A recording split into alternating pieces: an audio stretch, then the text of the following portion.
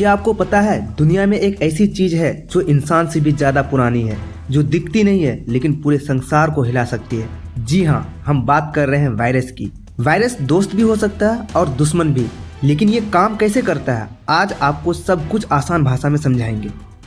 दोस्तों, क्या आप जानते हैं कि हर वीडियो में सबसे जरूरी बात अंत में छुपी होती है। जो लोग पूरा वीडियो नहीं देखते वो सबसे महत्वपूर्ण जानकारी मिस कर देते हैं।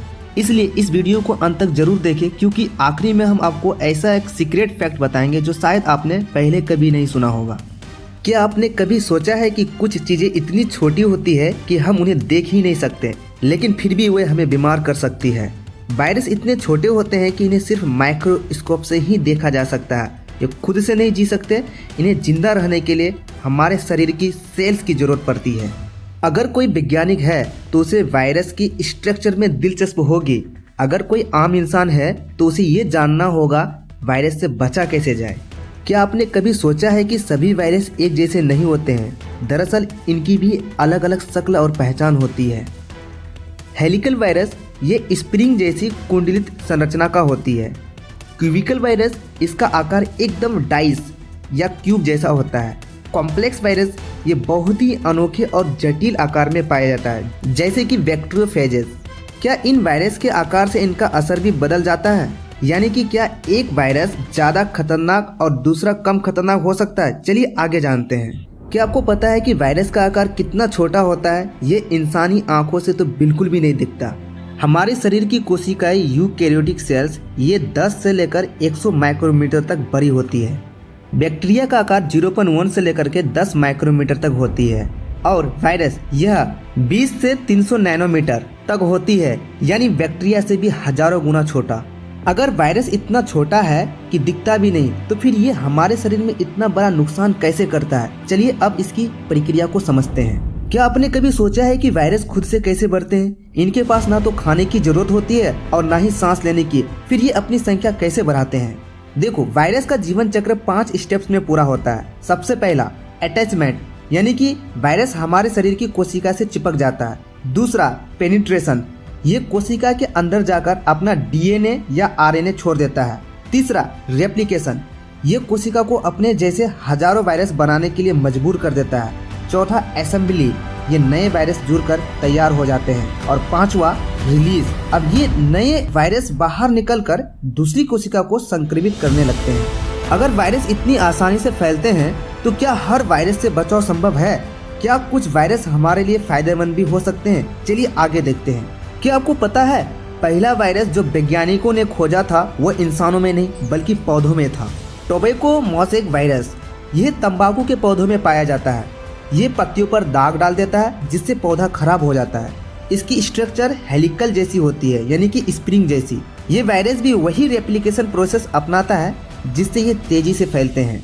अगर पौधों में वायरस हो सकता है तो क्या ये जानवरों या इंसानों में भी अलग अलग तरह से फैल सकता है? चलिए देखते हैं। क्या आपको पता है हर वायरस इंसानों को नुकसान नहीं पहुंचाता है। कुछ वायरस ऐसे भी होते हैं जो हमारे दुश्मन बैक्टीरिया को ही मार देता है। बैक्टीरियोफेजेस वायरस, इसमें 3 भाग होते हैं। हेड, इसमें जेनेटिक मटेरियल होता है। नेक, ये वायरस को बैक्टीरिया से जोड़ता है। और टेल फाइबर, यानी कि पूंछ, इससे ये बैक्टीरिया से चिपकता है और उसे नष्ट कर देता है। अगर वायरस बैक्टीरिया को मार सकते हैं तो क्या हम इनका इस्तेमाल बीमारियों के इलाज में कर सकते हैं? चलिए आगे जानते हैं। क्या आपने सुना है कि HIV एक ऐसा वायरस है जो इंसानी शरीर की सुरक्षा प्रणाली को कमजोर कर देती है? अगर हम HIV वायरस की स्ट्रक्चर की बात करें, इसकी बाहरी परत सरफेस प्रोटीन की बनी होती है। इससे वायरस कोशिकाओं से चिपकता है। दूसरा लिपिड मेम्ब्रेन वायरस को सुरक्षा देता है। और जेनेटिक मटेरियल यानी RNA वायरस का विकास के लिए जरूरी जानकारी इसमें होती है।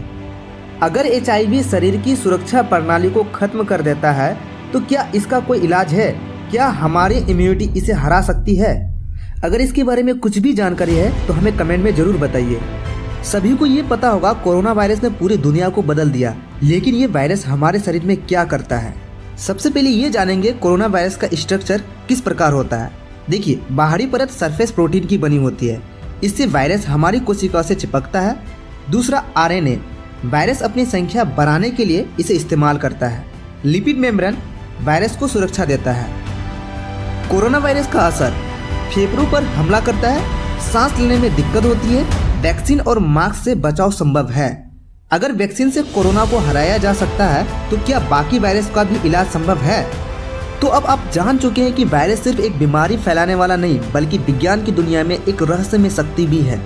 एक इम्पोर्टेंट फैक्ट्स आप सभी का राय हमें कमेंट में ये बताइए, अब तक आपने वायरस की ताकत देखी, उसकी बीमारियां जानी, यहाँ तक कि उसके फायदे भी सुने, लेकिन क्या आप जानते हैं कि वायरस सिर्फ जीव जंतु में ही नहीं बल्कि अंतरिक्ष में भी मौजूद हो सकते हैं। हाँ, वैज्ञानिकों को ये संदेह है कि वायरस धरती पर ही नहीं बने बल्कि ये अंतरिक्ष से भी आए हो सकते हैं। कुछ शोध बताते हैं कि उल्कापिंड यानी कि मेट्रॉइड्स और धूल कणों के साथ वायरस जैसे सूक्ष्म जीव पृथ्वी तक पहुंच सकते हैं। नासा और अन्य स्पेस एजेंसी यहाँ खोज कर रही है कि क्या दूसरे ग्रह पर भी वायरस का अस्तित्व हो सकता है। सोचिए, अगर भविष्य में हमें किसी दूसरे ग्रह पर वायरस मिले तो क्या होगा? क्या एलियंस वायरस भी हमारे तरह होंगे या उनसे भी ज़्यादा खतरनाक? अब ये सोचने वाली बात है, क्या वायरस सच में हमारे लिए खतरा है या वो किसी और ग्रह से आए मेहमान? अगर आपको ये जानकारी हैरान करने वाली लगी तो कमेंट में वायरस लिखना ना भूलें। धन्यवाद वीडियो को पूरा देखने के लिए।